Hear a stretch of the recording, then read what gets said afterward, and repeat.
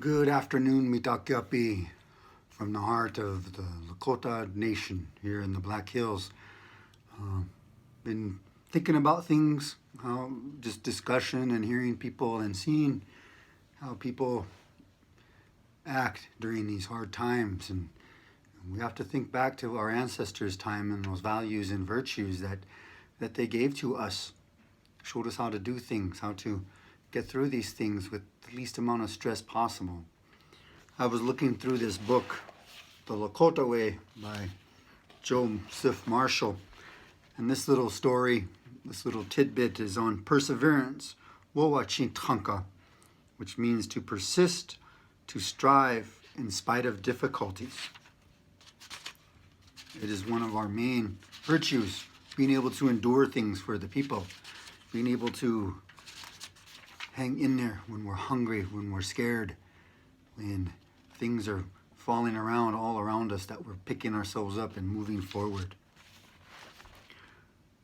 Perseverance rises from the spirit, rather like a sleeping giant when we've reached our physical limits or we've collided with a barrier that tells us we can't or shouldn't. It enhances strengths and capabilities and awakens our determination and enables us to move beyond our limits, coaxing us from just enough effort to keep moving, to keep reaching and striving despite the weariness or pain or despair. The truth is, anyone can persevere. And why is perseverance a necessary virtue? Because sometimes, perhaps too many times, it is the only answer, the only course of action left.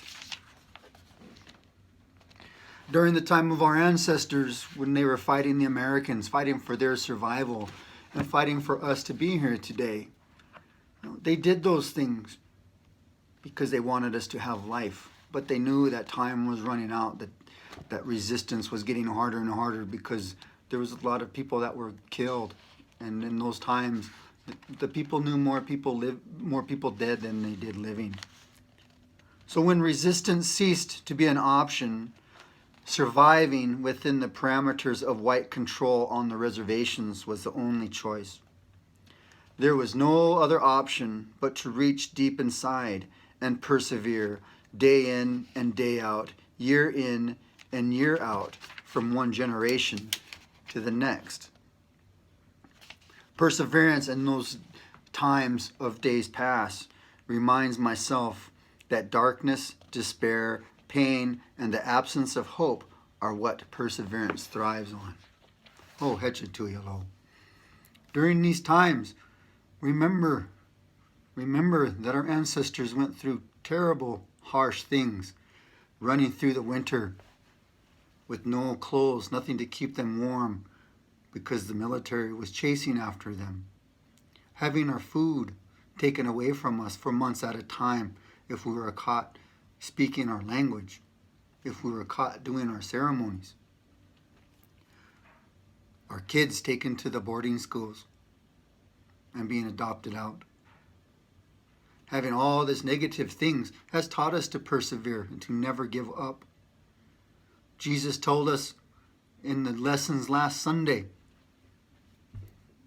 or Paul did actually, that perseverance shows character. It shows what we are capable of doing in these times.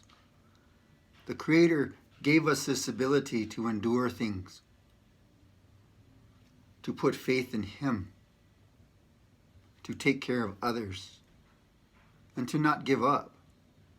Sure, these times are tough, and as Americans, as fellow Americans, we are the greatest country on earth and the most powerful because we took care of ourselves, we took care of each other. Those are the virtues that we have to bring back.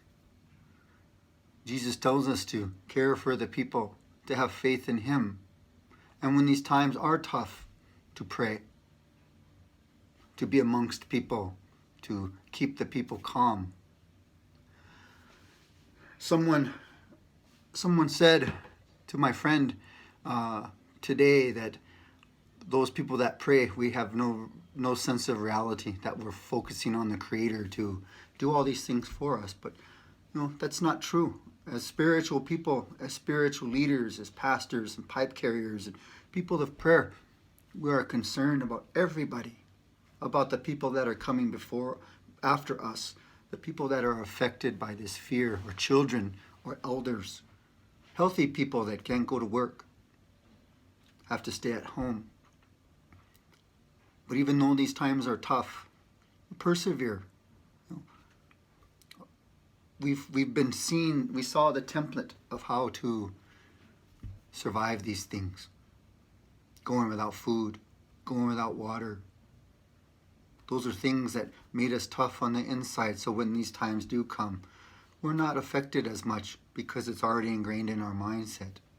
But to those that weren't brought up this way, to those that have kind of lived in a sheltered environment, unshila them, take pity on them. This country has made people soft in the way that they think that things are easy, but they're not. The reality for most of us is that we're grinding every day, doing what needs to be done to take care of our families, our loved ones, our communities. Just as Paul tells us, that endurance builds character. Character for good. We're all now on the stage for our children, for our community members. We're seeing what people are made of, their character, their integrity, their self-respect, and their respect for others. Do what's required of us as humans. These virtues that I talked about, this virtue of perseverance, it's not an Indian thing. It's a human thing. It's a Tumkashala thing. The Creator, He went through all these things for us, so He understands scariness. He understands apprehension, fear, whatever it is, because He lived through all that. Have faith. Have faith in your neighbor. Check on your neighbor. Love each other and be good relatives. Oh, Hetchetuyalo. Let us pray. Holy Grandfather, in these times, we thank You for the reminder of the virtue of perseverance, to endure these things with a strong heart.